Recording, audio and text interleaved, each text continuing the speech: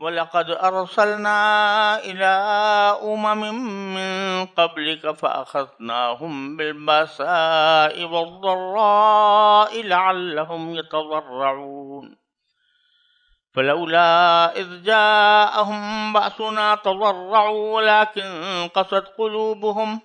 وَزَيَّنَ لَهُمُ الشَّيْطَانُ مَا كَانُوا يَعْمَلُونَ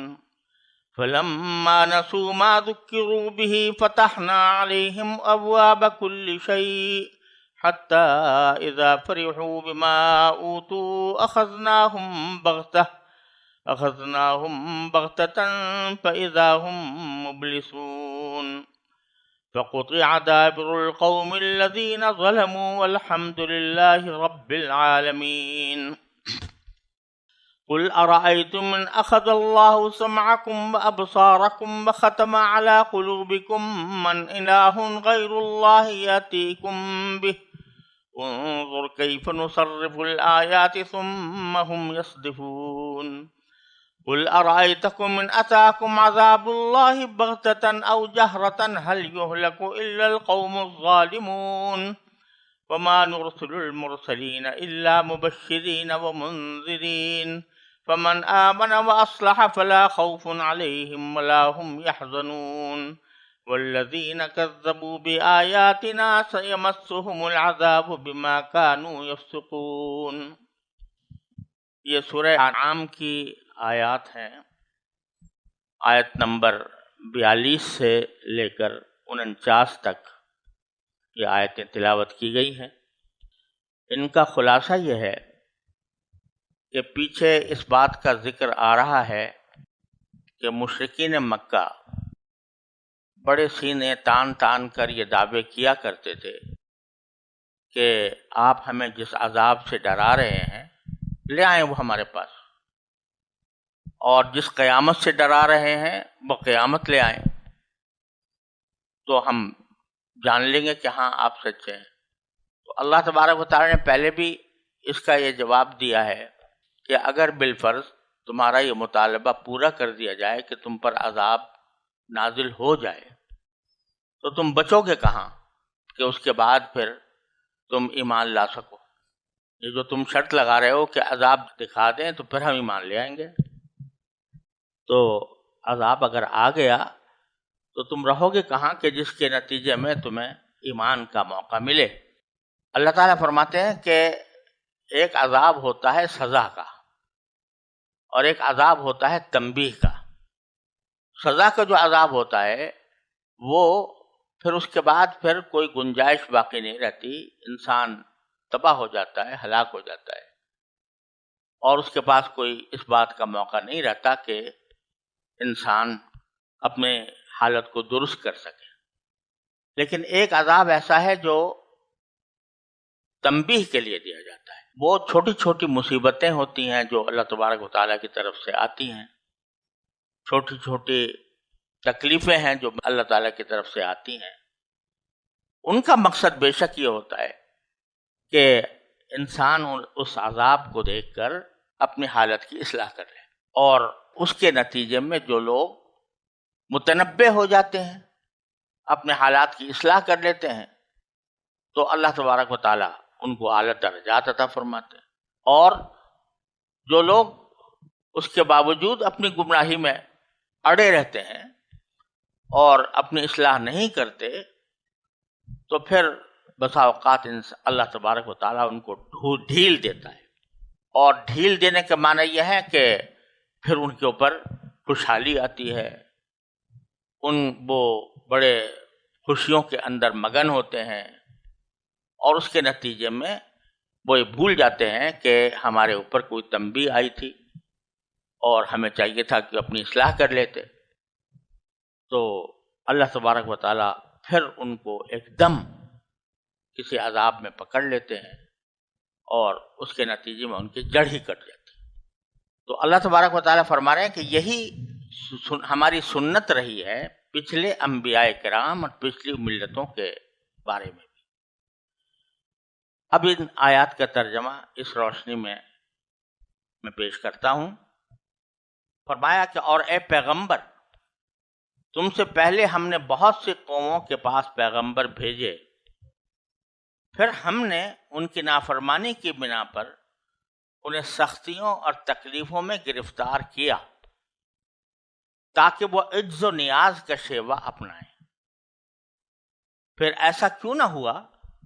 کہ جب ان کے پاس ہماری طرف سے سختی آئی تھی اس وقت وہ عاجزی کا رویہ اختیار کرتے، بلکہ ان کے دل تو اور سخت ہو گئے، اور جو کچھ وہ کر رہے تھے شیطان نے انہیں یہ سجھایا کہ وہی بڑے شاندار کام ہے۔ پھر انہیں جو نصیحت کی گئی تھی جب وہ اسے بھلا بیٹھے تو ہم نے ان پر ہر نعمت کے دروازے کھول دیے، یہاں تک کہ جو نعمتیں انہیں دی گئی تھیں جب وہ ان پر اترانے لگے تو ہم نے اچانک ان کو آ پکڑا، جس کا نتیجہ یہ ہوا کہ وہ بالکل مایوس ہو کر رہ گئے۔ اس طرح جن لوگوں نے ظلم کیا تھا ان کی جڑ کاٹ کر رکھ دی گئی، اور تمام تعریفیں اللہ کی ہیں جو تمام جہانوں کا پروردگار ہے۔ اے پیغمبر ان سے کہو ذرا مجھے بتاؤ کہ اگر اللہ تمہاری سننے کی طاقت اور تمہاری آنکھیں تم سے چھین لے اور تمہارے دلوں پر مہر لگا دے تو اللہ کے سوا کون سا معبود ہے جو یہ چیزیں تمہیں لا کر دے؟ دیکھو ہم کیسے کیسے مختلف طریقوں سے دلائل بیان کرتے ہیں، پھر بھی یہ لوگ منہ پھیر لیتے ہیں۔ کہو ذرا یہ بتاؤ کہ اگر اللہ کا عذاب تمہارے پاس اچانک آئے یا اعلان کر کے، دونوں صورتوں میں کیا ظالموں کے سوا کوئی کسی اور کو ہلاک کیا جائے گا؟ ہم پیغمبروں کو اسی لیے تو بھیجتے ہیں کہ وہ نیکیوں پر خوشخبری سنائیں اور نافرمانی پر اللہ کے عذاب سے ڈرائیں۔ چنانچہ جو لوگ ایمان لے آئے اور اپنی اصلاح کر لی ان کو نہ کوئی خوف ہوگا اور نہ وہ غمگین ہوں گے،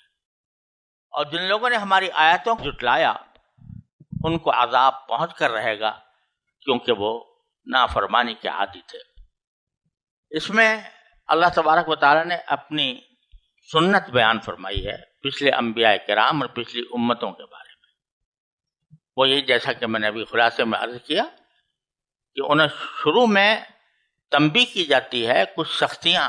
بھیج کر، وَلَقَدْ أَرْسَلْنَا إِلَىٰ أُمَمٍ مِّن قَبْلِكَ، اے پیغمبر آپ سے پہلے بھی ہم نے جو امتیں گزری ہیں ان کے پاس اپنے پیغمبر بھیجے تھے، اور پھر ہم نے اخذناہم بالبأساء والضراء، ہم نے ان کو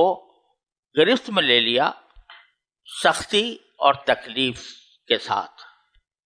یعنی کچھ چھوٹی چھوٹی تکلیفیں ان کے اوپر آئیں، کبھی کوئی وبا آ گئی، کبھی کوئی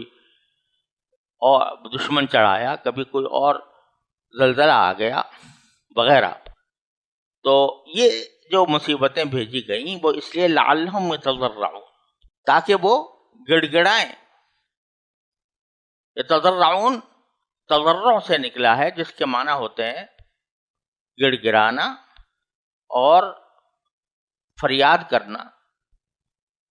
تو اسی کا ترجمہ ہم نے کیا ہے کہ وہ عجز و نیاز کا شیوہ اپنائیں، یعنی اللہ تعالیٰ کی طرف رجوع کر کے اپنے عجز کا اظہار کریں اور کہیں کہ یا اللہ ہم اس تکلیف کے متحمل نہیں ہیں، اپنے فضل و کرم سے یہ تکلیف ہم سے دور کر دیجئے، اور ہماری جن بدعمالیوں کی وجہ سے یہ آئی ہے تو اے اللہ ہم اس سے توبہ کرتے ہیں اور آئندہ اس سے دور رہنے کی پوری کوشش کریں گے۔ یہ تھا صحیح رویہ جو ان کو اختیار کرنا چاہیے تھا۔ فلولا اذ جاءہم باسنا تضرعوا، تو ایسا کیوں نہ ہوا کہ جب ان کے پاس ہماری طرف سے سختی آئی تھی تو تضرعوا، وہ عاجزی کا رویہ اختیار کرتے اور پھر اللہ تعالیٰ کی طرف رجوع کرتے۔ ولکن قست قلوبہم، لیکن ہوا یہ کہ ان کے دل اور سخت ہو گئے۔ یہ علامت ہے، یہ در حقیقت دنیا کے اندر جتنی مصیبتیں آتی ہیں، جو بلائیں آتی ہیں، اس میں انسان کے لیے کچھ فائدے کی بھی باتیں ہیں اور کچھ نقصان کی بھی باتیں ہیں۔ فائدے کی باتیں یہ ہے کہ انسان اگر ان مصیبتوں اور تکلیفوں میں اللہ کی طرف رجوع کرے اور عاجزی کا رویہ اپنائے، کہ اللہ ہم آپ کے عاجز بندے ہیں، آپ نے جو کچھ تکلیف بھیجی ہے یہ آپ کا کی مشیت ہے، آپ کا یہ فیصلہ ہے، ہم اس پر راضی ہیں، لیکن اے اللہ آپ ہی سے ہم مانگتے ہیں کہ اس تجھ سے تکلیف کو دور فرما دیجئے، اور ہماری جن بدعمالیوں کی وجہ سے یہ تکلیفیں آئی ہیں اللہ ہم اس کی مغفرت مانتے ہیں، انہیں معاف فرما دیجئے اور معاف فرما کر ہم سے یہ تکلیف دور کر دیجئے، آئندہ ہم اپنی اصلاح کی کوشش کریں گے۔ یہ ہے وہ رویہ جو ایک صحیح بندے کو اختیار کرنا چاہیے، اور اگر وہ یہ اختیار کر لیتا ہے تو اس کا مطلب یہ ہے کہ جو تکلیفیں آئی تھیں وہ بجائے اس کے لیے نقصان دہ ہونے کے فائدہ مند ہو جاتی۔ فائدہ مند اس طرح ہو جاتی ہے کہ حدیث میں آتا ہے کہ جب بھی کوئی کسی انسان کو کوئی تکلیف پہنچتی ہے تو اللہ تبارک و تعالیٰ اس کے اوپر اس کے درجات بلند کرتے ہیں، اس کے گناہ معاف فرماتے ہیں، اور وہ تکلیف بھی اس کے لیے ایک بہت بڑا انعام بن جاتی ہے۔ اور سب سے بڑا انعام یہ ہے کہ ان تکلیف کے نتیجے میں انسان کو رجوع اللہ کی توفیق ہو گئی، استغفار کی توفیق ہو گئی، توبہ کی توفیق ہو گئی۔ تو یہ علامت ہے اس بات کی کہ یہ جو کچھ مشکل آئی تھی یہ در حقیقت اللہ تعالیٰ کی طرف سے میرے لیے ایک نعمت تھی جس نے مجھے کھڑا کر دیا اور میں گمراہی سے بچ گیا۔ دوسری طرف اللہ بچائے اگر یہ رویہ ہو کہ اس تکلیف پر شکوہ ہے اللہ سے، اللہ تعالیٰ کی تقدیر سے گلہ ہے، اور بجائے اللہ تعالیٰ کی طرف رجوع کرنے کے انسان جو ہے وہ بس صرف تکلیف کے اظہار پر اکتفا کرتا ہے اور اللہ تعالیٰ کی طرف رجوع نہیں کرتا، تو یہ علامت ہے اس بات کی کہ اس آزمائش میں وہ ناکام ہو گیا۔ پھر یہ مصیبت جو ہے وہ در حقیقت اس کے لیے ایک عذاب ہے، اللہ تعالیٰ حفاظت فرمائے۔ تو دونوں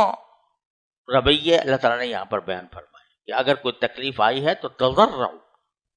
کیوں ایسا نہیں ہوتا کہ وہ اللہ تعالیٰ سے التجا کریں،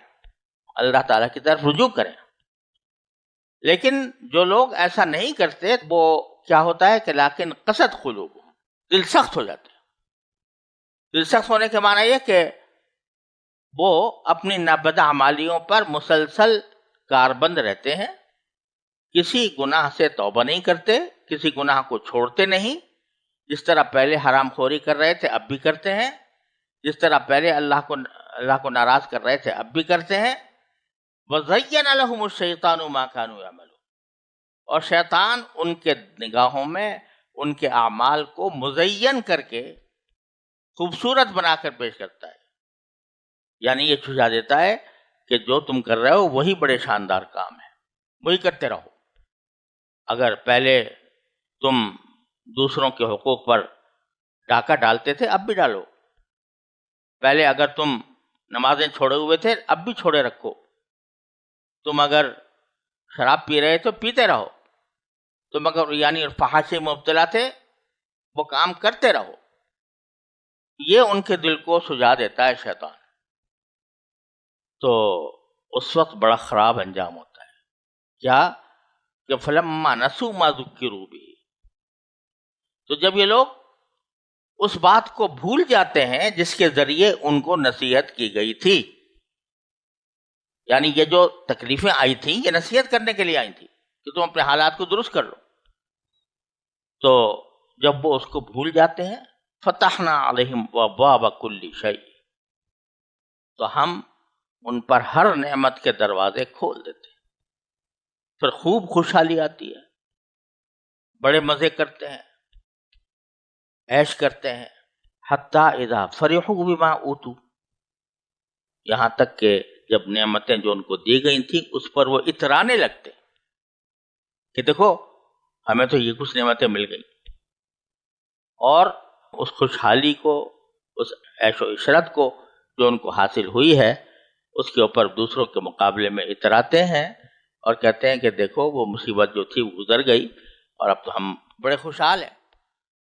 حالانکہ ہم نے اللہ کی طرف رجوع نہیں کیا تھا، ہم نے اللہ سے معافی نہیں مانگی تھی، اس کے باوجود ہم خوشحال ہیں، اس کے باوجود ہم مزے کر رہے ہیں۔ تو جب یہ حالت ہو جاتی ہے تو اخذناہم بغتہ، تو پھر ہم اچانک ان کو پکڑ لیتے ہیں، ان کو گرفت میں لے آتے ہیں۔ فَإِذَا هُمْ مُبْلِسُونَ، تو نتیجہ یہ ہے کہ پھر وہ نا امید ہو جاتے ہیں۔ فَقُطِعَ دَابِرُ الْقَوْمِ الَّذِينَ ظَلَمُوا، اس کا نتیجہ یہ ہوتا ہے کہ جن لوگوں نے ظلم کی روش اختیار کی تھی ان کی جڑ ہی کاٹ دی جاتی ہے، جڑ کاٹ دی جاتی ہے۔ لیکن اگر کوئی شخص فکر ہی نہ کرے اور درخت کو اس کے حال پر چھوڑ دے، نہ اس کو پانی دے، نہ اس کی نگرانی کرے، نہ اس کی دیکھ بھال کرے، تو آخر کار کیا ہوتا ہے کہ اس کی جڑ کٹ جاتی ہے۔ تو یہ چھوٹی چھوٹی جو تکلیفیں ہم نے ان کو دی تھی، یہ در حقیقت شاخیں تھیں اس عذاب کے جو یہ مانگ رہے تھے۔ وہ شاخیں اس لیے دی گئی تھی تاکہ ان کے جھڑنے سے یہ متنبع ہوں اور متنبع ہو کر اس درخت کی آبیاری کریں، اس کو صحیح سالم رکھنے کی کوشش کریں۔ لیکن جب انہوں نے کوئی توجہ ہی نہ دی، ان کے اوپر کوئی تنبیہ کارگر نہ ہوئی، تو آخر میں ہم نے ان کی جڑ کاٹ دی، اس درخت کی جڑ ہی کٹ گئی۔ فَقُطِعَ دَابِرُ الَّذِينَ قَوْمِ الَّذِينَ ظَلَمُوا، ان ظالموں کی جڑ ہی کاٹ دی گئی۔ وَالْحَمْدُ لِلَّهِ رَبِّ الْعَالَمِينَ، اور یہ پتہ چل گیا کہ تعریف تو صرف اللہ کی ہے جو سارے جہانوں کا پروردگار ہے۔ ان کا جو کچھ عمل ہو رہا تھا وہ کوئی قابل تعریف نہیں تھا۔ صرف تعریف اگر کوئی کسی کے لائق ہے تو وہ اللہ جل جلالہ۔ یہاں تک ذکر تھا ان کے اوپر جو جسمانی عذاب کا، کہ ان کے اوپر جسمانی عذاب بھی آتے ہیں، اور شروع میں تھوڑے آتے ہیں، پھر آ کر بڑا عذاب آ جاتا ہے۔ تو یہاں سے ہمیں سبق یہ مل رہا ہے کہ یہ اگرچہ خطاب کفار کو ہے، لیکن اس کو اللہ تعالیٰ تو یہ ہم سے ذکر کر رہے ہیں، تو اس میں خود ہمارے لیے تو بھی تو سبق دیا جا رہا ہے۔ سبق یہ دیا جا رہا ہے کہ جو کچھ تمہارے اوپر مشکلات آتی ہیں ان کو یہ نہ سمجھو کہ یہ یوں ہی آ گئیں یا تم پر ظلم کر کے لائی گئی ہیں، یہ تمہیں متنبع کرنے کے لیے ہے۔ اگر دنیا کے اندر کوئی مصیبت آتی ہے تو وہ تمہارے اعمال کی وجہ سے آتی ہے۔ ما اصابکم من مصیبت فبما کسبت ایدیکم ویعفو عن کثیر، جو تکلیفیں تمہیں آتی ہیں وہ سب تمہارے اعمال کا نتیجہ ہوتی ہیں، اور اللہ تعالیٰ بہت سے گناہوں کو تو معافی کرتا رہتا ہے۔ تو یہ سمجھو کہ یہ تکلیف جو کچھ بھی آئی ہے یہ مجھے اللہ کی طرف رجوع کرنے کا سبب بنے، اللہ کے سامنے عاجزی اختیار کرنے کا سبب بنے۔ اگر ایسا ہے تو پھر وہ تکلیف بھی تمہارے لیے رحمت بن جائے گی، تمہاری اصلاح ہو جائے گی۔ لیکن اگر تم اس کے باوجود غفلت میں پڑے رہے اور اس کے باوجود تم اللہ تعالیٰ کی طرف رجوع نہ ہوئے، تو اللہ بچائے، پھر اللہ تعالیٰ ہو سکتا ہے تمہیں ڈھیل دینے کے اسباب پیدا کر دے، اور وہ یہ کہ تم خوب خوشحال ہو جاؤ، تمہاری ساری آرزویں پوری ہونے لگیں، مگن ہو جاؤ اس دنیا کے اندر۔ شیطان اس وقت تمہیں سجائے گا کہ بڑا اچھا کام کر رہے ہو، اور لیکن ایک وقت آئے گا کہ اچانک پکڑے جاؤ گے، کس طرح کہ موت آ جائے گی، اور کوئی عذاب عام تو انشاءاللہ رسول کریم صلی اللہ علیہ وسلم کی برکت سے اس امت پر آنے والا نہیں ہے۔ اللہ تعالیٰ نے اعلان کر دیا کہ جب تک آپ ان قوم کے اس امت کے اندر موجود ہیں تو امت پر کوئی عذاب عام نہیں آئے گا، ایسا عذاب جس میں ساری امت ہلاک ہو جائے۔ لیکن ایک عذاب تو ہر ایک کو آنا ہے، وہ کیا کہ وہ موت آئے گی، موت آنے کے بعد موت کے برزخ کے حالات پیش آئیں گے، اور پھر بالآخر کشاں کشاں وہ انسان محشر کی طرف جائے گا۔ تو ایسا نہ ہو کہ تم اسی غفلت کی حالت میں ہو اور اچانک تم پر موت آ جائے اور پھر تم لوگ اس عذاب کے اندر گرفتار ہو جاؤ۔ تو مسلمانوں کو بھی بالواسطہ یہ خیال۔ حضرت عبادہ ابن صامت رضی اللہ تعالیٰ عنہ سے ایک روایت ہے کہ نبی کریم صلی اللہ علیہ وسلم نے فرمایا کہ جب اللہ تعالیٰ کسی قوم کو باقی رکھنا اور بڑھانا چاہتے ہیں تو دو وصف ان میں پیدا کر دیتے ہیں، ایک ہر کام میں اعتدال اور میانہ روی، اور دوسرے عفت و عصمت، پاک دامنی۔ یعنی جو چیزیں حق کے خلاف ہیں ان سے پرہیز. اور جب اللہ تعالیٰ کسی قوم کو ہلاک و برباد کرنا چاہتے ہیں تو ان پر خیانت کے دروازے کھول دیتے ہیں. وہ امانتوں میں خیانت کرتے ہیں، دوسرے کے مالوں پر ڈاکہ ڈالتے ہیں. یعنی وہ اپنے خیانتوں اور بدعمالیوں کے باوجود دنیا میں کامیاب نظر آتے ہیں. اس پر دوسرے لوگ بعض اوقات رشک کرتے ہیں،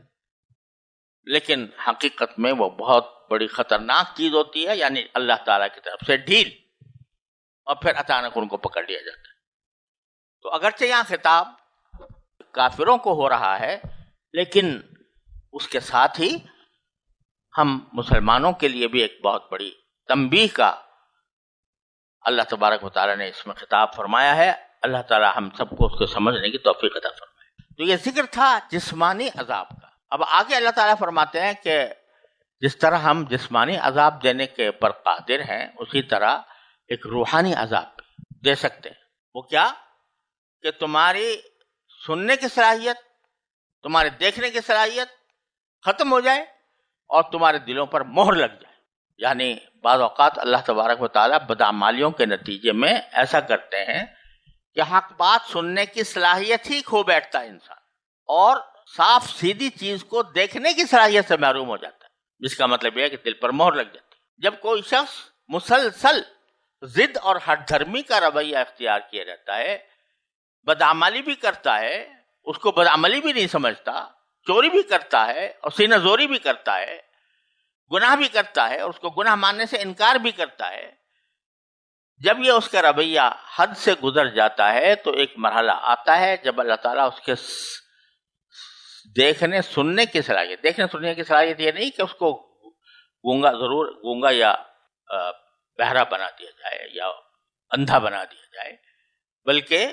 مطلب یہ ہے کہ حق بات اس کے دل میں آتی ہی نہیں. حق بات سنی اور سن کر اس کا کوئی اثر نہ لیا، حق بات دیکھی آنکھوں سے پھر بھی اس کا کوئی اثر نہ لیا، تو پھر نتیجہ ہوتا ہے کہ اس کے دلوں پر مہر لگا دی جاتی ہے. قل، آپ کہہ دیجئے، ارائیتم، ذرا مجھے بتاؤ، ان اخذ اللہ سمعکم وابصارکم، اللہ تعالیٰ اگر تمہاری سماعت اور تمہاری بصارت، دیکھنے کی صلاحیت، وہ واپس لے لے، وختم علی قلوبکم، اور تمہارے دلوں پر مہر لگا دے، من الہ غیر اللہ یاتیکم بہ، تو اللہ کے سوا کون سا معبود ہے جو تمہیں وہ واپس لا کر دے. جیسا میں نے عرض کیا کہ کفار مشرکین عرب کے وہ اللہ کو مانتے تھے، اور جب بہت سخت کوئی مصیبت پڑ جاتی تھی تو پھر وہ اس صورت میں اپنے دیوتاؤں کے بجائے اللہ ہی کو پکارتے تھے.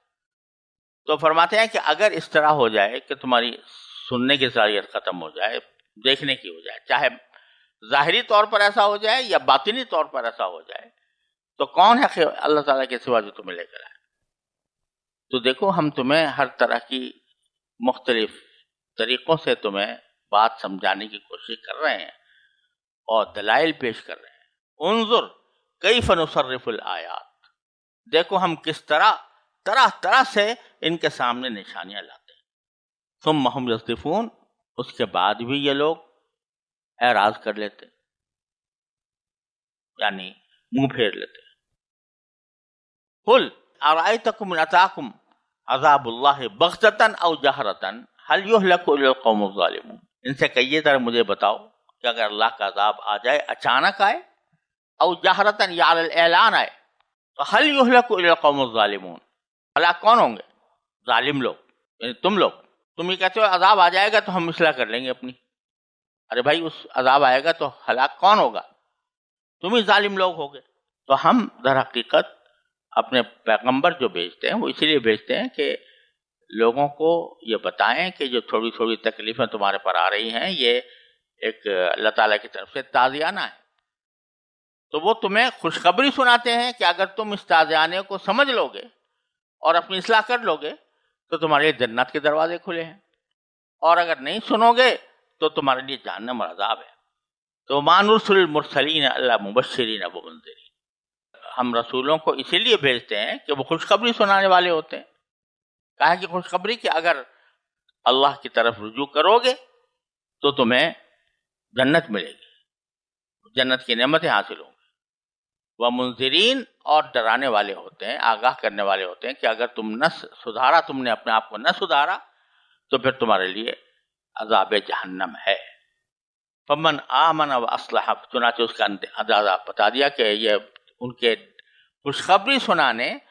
اور ڈرانے کا نتیجہ یہ ہوتا ہے، اور اس کا مطلب یہ ہوتا ہے کہ فمن آمن و اصلح، جو ایمان لے آئے اور اپنی اصلاح کر لے، فلا خوف علیہم ولا هم یحزنون، تو ان کو کبھی کوئی خوف بھی نہیں ہوگا اور کوئی غم بھی نہیں ہوگا۔ یہ جنت کی عجیب و غریب کیفیت ہے جو اس دنیا میں ہم اس کا تصور نہیں کر سکتے۔ دنیا میں یہ دنیا خوف اور حزن سے خالی نہیں ہے۔ کوئی بڑے سے بڑا بادشاہ، صاحب اقتدار، سرمایہ دار ایسا نہیں ہے جو دنیا میں خوف سے اور حزن سے مبرہ ہو۔ خوف ہوتا ہے مستقبل کا کہ آئندہ کہیں یہ نہ ہو جائے، وہ نہ ہو جائے۔ ایک صاحب اقتدار ہے، اس کو ہر وقت یہ خوف لگا ہوا ہے کہ کوئی بغاوت نہ کر دے، اور ایک مالدار ہے، اس کو ہر وقت خوف یہ لگا ہوا ہے کہ میرا مال کہیں چلا نہ جائے آئندہ کا۔ اور غم ہوتا ہے ماضی کے اوپر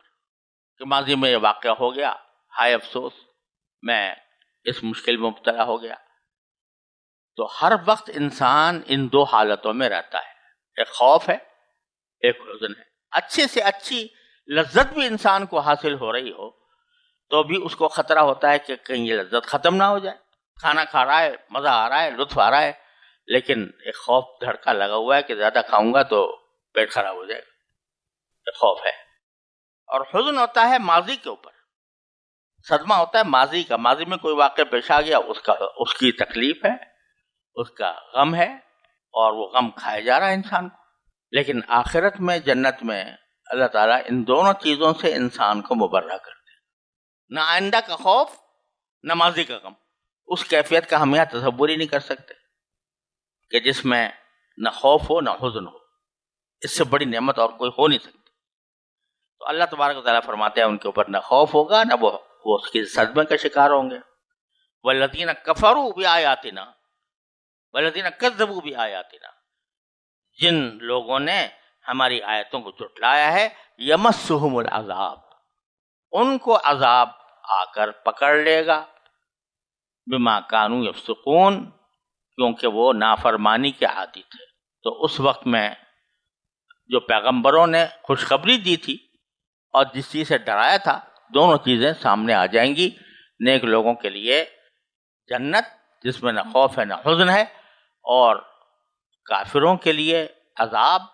جس سے ان کو چھٹکارا نہیں، ان کی بدعمالیوں کی وجہ سے۔ اللہ تبارک و تعالیٰ اپنے فضل و کرم سے ہمیں بدعمالی سے محفوظ فرمائے اور نیکی کرنے کی توفیق عطا فرمائے۔ اللہ تعالیٰ کی رضا کامل کی زندگی عطا فرمائے۔ وآخر دعوانا الحمدللہ۔